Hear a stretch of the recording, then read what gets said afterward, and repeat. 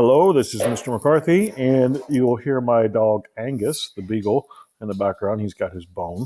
So if you hear him yelling, he's having a good old time today. So, been talking about personal finance, and this will be 2.3. So in 2.1, we talked about our sources of income. Angus says hello. He likes sources of income. He really likes passive income. Money you don't have to do anything to make. So, see, passive income. Money you don't have to do anything to make. That's the best kind to get coming in.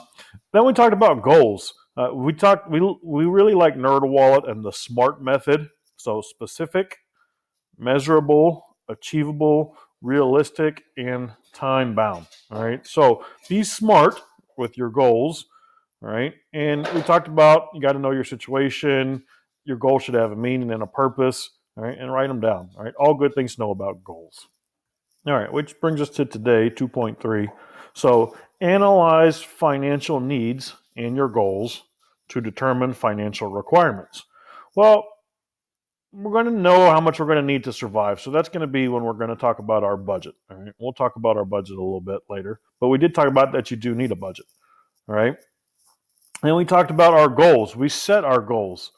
All right. And we're going to need financial money. We need money to achieve those goals. All right. They're not just going to come up out of nowhere. The best way to go about that is they have these financial analysis. All right. So, what is a financial analysis? So these are from a couple different places. And it's kind of this FNA. Is to analyze your current financial situation, your future financial needs and goals, and what you need to do to reach those goals. Right. So we have Primerica. This is the one we're just looking at. This One Life. Here's Primerica again. So a lot of different people are talking about it, but let's check out Primerica and see what they're. So let's see here. We have our FNA. All right. So our financial needs. All right. What are we going to do? How are we going to get our money? Our financial needs analysis. Right, to better understand their personal finances. So we're going to go through this first paragraph here. So there's some good things to see. You're in the dark about your finance. You pay your bills each month and do your best to prepare for the future. And that's kind of what a lot of folks are on. I can pay my bills. Truth is, there's only so much money to go around, and preparing for the future can be overwhelming. It can. There's a lot going on. One of the most important building blocks in establishing a firm financial foundation is determining the difference between wants and needs. All right, we talk about these in marketing. Sounds simple. A want is something you don't require for basic survival, and a need is something you must have to live. All right, and it can be hard to tell where a want begins and a need ends. That's true, especially where immediate family is concerned. Financial health is all about the choices you make over the long term. So, this financial analysis gives a detailed overview of your current financial situation and suggests a personalized strategy for your financial security. So, how can you be better with your money to make sure that it's going to be there when you need it? All right. And talk about your income, retirement, debt solutions. So a lot of different things can be done with these to see where you're standing and how you're going to get to your goals. So, like I said, the financial needs analysis, the FNA. If you click images, there's going to be some sample documents here. We can find samples. So setting your financial goals, how you're going to get to your goals.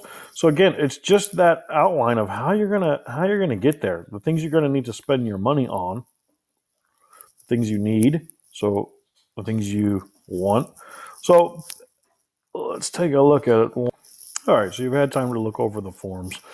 So coming back to our thing, analyze financial needs and goals to determine financial requirements. So we talked about setting our financial goals. You got to know what your goals are. You got to know where you're trying to get to know how much finances you're going to be. As a high school kid, you might have a financial goal of getting out of your parents' house. That's a great goal for a young kid to have, right? To get out on their own. So how are you going to get there? What's it going to take to get to that goal? All right, and you got to know those needs. There's a lot of needs. Each goal has its own independent needs. You talk about moving out on your own. You have to pay utilities. You're going to have to pay your rent, and those are just the minimum ones. All right, but those are the ones that are going to be taken care of. All right, maybe you have a goal of getting a new automobile. Your financial needs, how are you going to save the money to get that automobile? Because once again, you need money to make that purchase. So you got to know your goals, got to know where you're going to get to. This comes back to our whole SMART thing that we were talking about. All right, specific, measurable, achievable, realistic, and time bound. All right, how are we going to get to that goal?